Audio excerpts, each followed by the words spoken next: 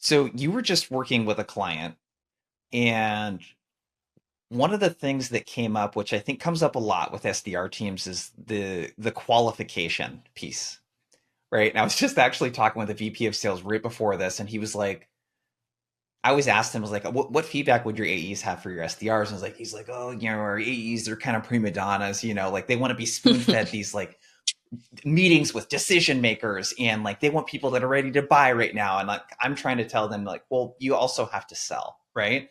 But there is a balance. Yeah. So qualification and cold calling, you have something from a client that we've been working with. What was going on with them?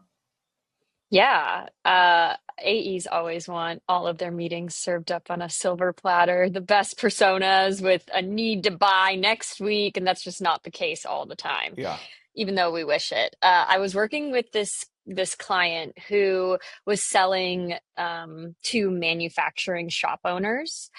So their problem was that not that they weren't booking meetings, they actually were very successful in booking meetings, but what they were seeing in the reporting was that these meetings weren't actually converting to qualified pipeline. And they boiled it down to the fact that, yes, we are getting a hold of these shop owners via cold calls, but we're not doing a great job qualifying them.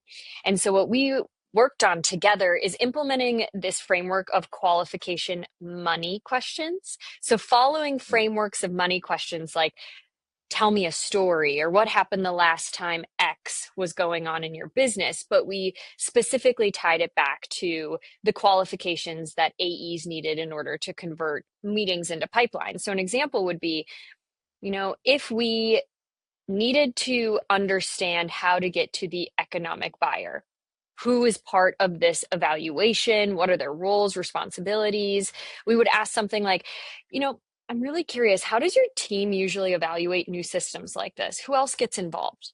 And that would be part of their qualification on a cold call before booking the meeting. Should we involve them in that meeting with our specialist? And it So, resulted in go ahead. increased meetings converted to pipeline as soon as they started weaving in the qualification money questions. I love that because like multi-threading is a really big thing right now. I would say that's a theme across almost all of our clients, and it's harder to sell stuff right now because there's so many more people involved in the buying process, and it's like riskier to buy and like all of the stuff that we talk about a lot.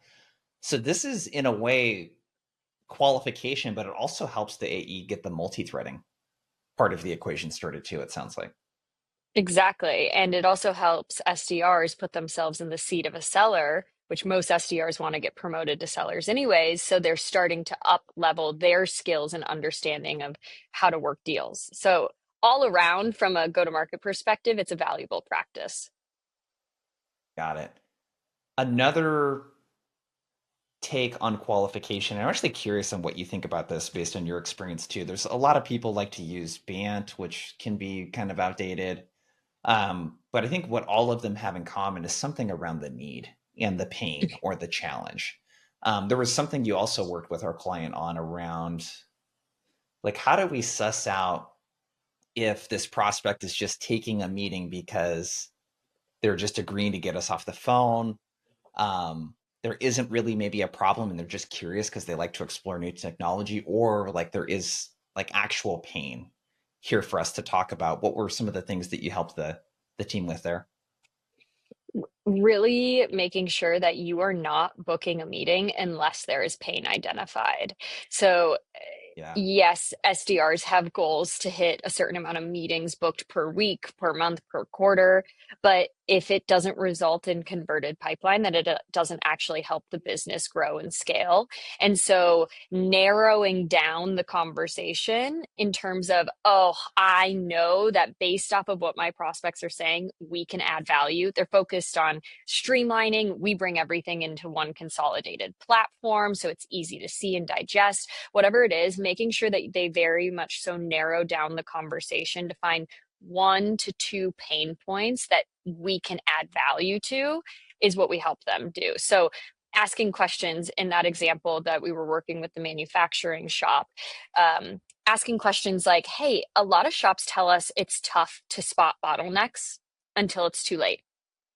It could be the same thing across SaaS. It's really tough to spot inefficiencies or accurate data until it's too late. And I'm curious, how does that show up in your process, or where does that show up in your process? So asking discovery questions on cold calls, if they give you the time, that are a layer deeper than just surface level.